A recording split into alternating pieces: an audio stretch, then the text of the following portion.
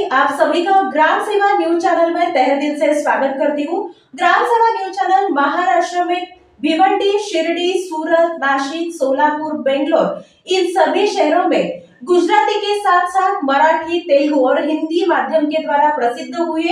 आज ही ग्राम सेवा news channel को सब्सक्राइब करें, शेयर करें और लाइक करें। जय गौ माता। भारतीय प्राणी मित्र संघ जसवंत भाई पटेल वाइस प्रेसिडेंट।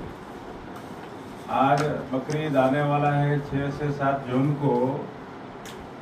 కానీ ఇక్కడ ఒక నెల నుంచి ఎక్కడైనా మనం సిటీలో చూస్తే పశుధనము ఇక్కడ బయట నుంచి కనీసం ఇప్పటిదాకా మేము చూస్తే 5000 కన్నా ఎక్కువ ఇక్కడ హైదరాబాద్లో సిటీలో ఓల్డ్ సిటీలో మొత్తం మనం ఎక్కడైనా చూసినా కనపడుతుంది అక్కడ.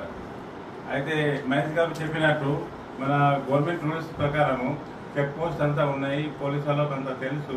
మళ్ళీ బయట నుంచి బక్రీద్ కోసము ఇంత గౌవంశ ఇక్కడ వస్తుంది, ఎద్దులు వస్తున్నాయి, బర్రెలు వస్తున్నాయి. మరి దీని గురించి పోలీసు వాళ్ళు ఏం చేస్తారు? ఇది మన సమస్య. ఇది ఇలా ఏదైనా పండుగ వచ్చినా ఏమైనా ఉన్నా పశుధనకు హాని ఎందుకు మనము చేయాలి? పశుధనతో అందరి కోసం ఉంది కదా.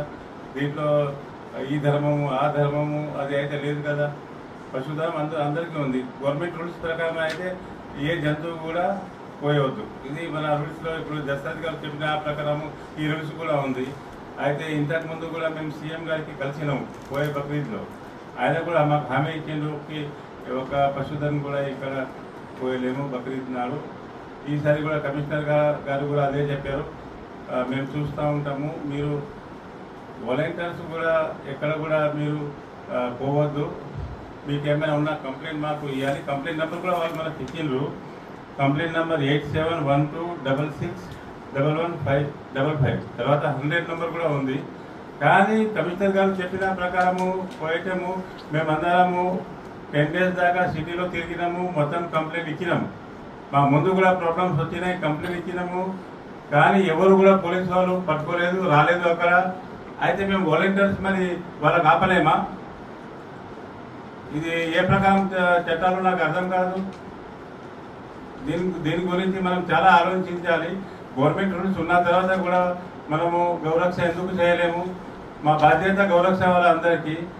అయితే వీళ్ళు మాకు ఎందుకు ఇది సపోర్ట్ ఇవ్వలేదు? దీని గురించి కూడా మనం అందరం ఆలోచించాలి. దాని తర్వాత ఈ బాధ్యత బక్రీద్లో మన అందరిది ఉంది. గవర్నమెంట్కి ఒకటే రిక్వెస్ట్ చేస్తున్నాము, ఈసారి కూడా 10,000 కన్నా ఎక్కువ పశుధన్ ఇక్కడ వస్తారు. దానికి ఏం హాని కావద్దు, దాన్ని రక్షణ చేయాలి. ఇదే మా రిక్వెస్ట్.